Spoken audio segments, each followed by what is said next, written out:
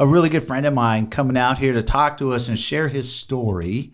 Financials. What did he do? How did he get where he is? So, Mr. Banks here, we've been friends for a few years now, and he retired at 55. So I thought that'd be a really good story to start with because only 6% of the population will retire at the age of 55, which is really awesome. And I think the journey that he went through is a pretty cool story and that we can all learn something from it. He just did some really not unique things, but just things that he learned along the way that got them to be able to retire at 55. So Mr. Banks, welcome to the show. Well, thank you, Kevin. I appreciate it. Yeah. So as I mentioned, you retired at 55. Let's talk to the people about where did you work?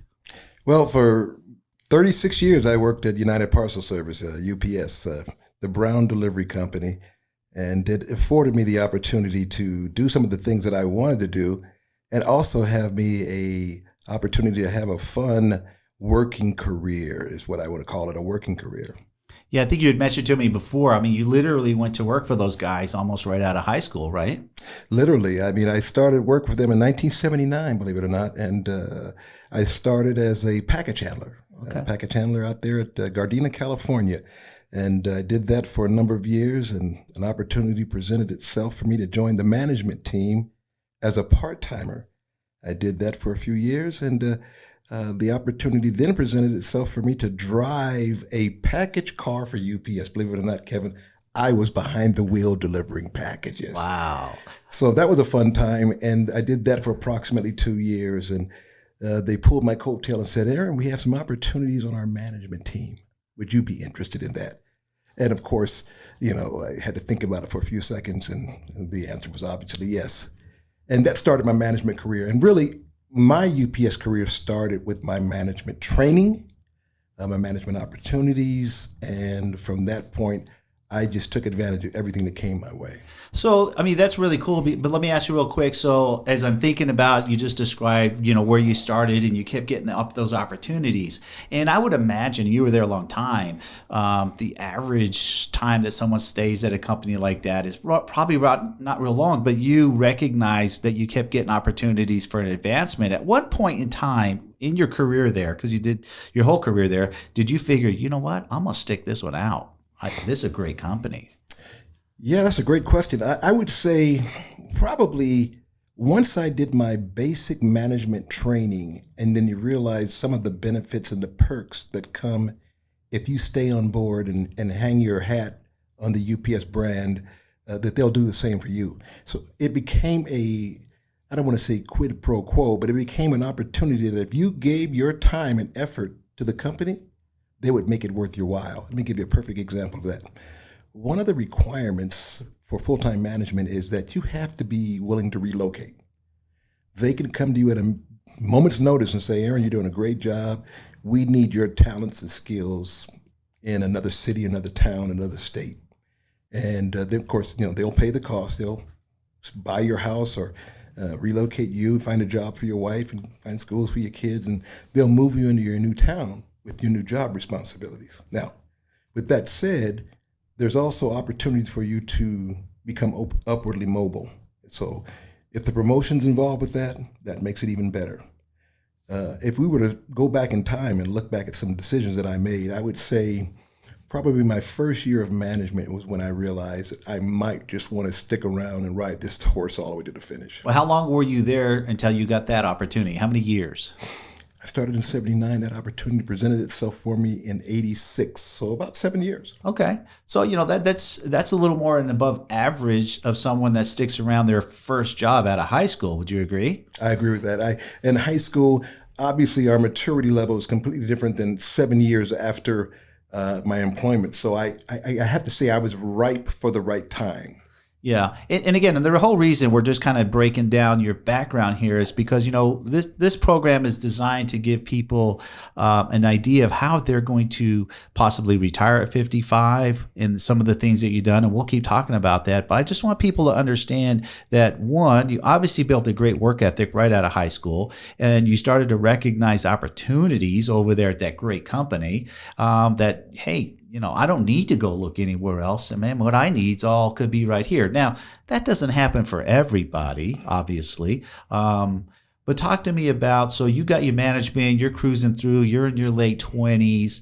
When did you probably make the final decision of, you know what, I'm going to retire from this company? When do you think that happened? Yeah, that's a great question. I think back now, and some of the things that cross my mind is what maturity I had to evolve to. So you remember at 19, just starting with UPS, I had girlfriends. By the time I was in management and ready to pursue a career, now I have a wife. So my responsibilities have changed. Then by the time I had made my mind up that this was the place I was going to hang my hat, I was going to ride this horse to the finish, now I have a wife and a son. So from a maturity level, for anyone who's listening, I can tell you this.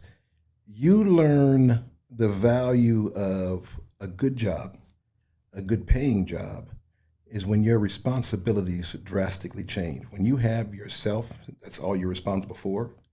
When you have yourself and a wife, that changes again. Now you throw in a bundle of joy. My son was born in 1984, and your responsibility and your maturity and your vision about finances and money drastically change. So I would say that period of time, my 7th, 8th year with the company, was really a growing time for me. And I just kind of put my foot in the ground and said, okay, this is the way I'm going to go. It's going to get all my effort. It's going to get all my attention. And then the benefit of working for a company like UPS, they gave me the training that I needed so that I could get a vision about what I wanted to do for the rest of my life. And I think that's probably the starting point. Awesome. I'm going to segue right into that. One of the things I talk about, and you've been to my financial literacy workshops, and the first thing I always talk about is the mindset, right? We all have to really develop the right mindset around your time and money, right? And so you being with that company, it sounds like, yeah, you went from, just a late teenager, young man, and then got yourself a decent career job there, and then fell in love, started having babies, right? And your mindset started shifting, sounds to me, in your late 20s, early 30s, and thinking about, okay, this is where I'm going to post up and finish. Talk to me about, we all know that big companies like that are going to give you the 401ks and whatnot.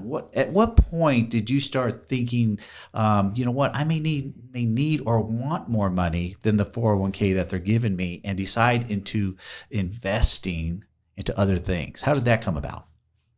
Yes, I would say the benefit package that UPS offered was a program called the Thrift Plan.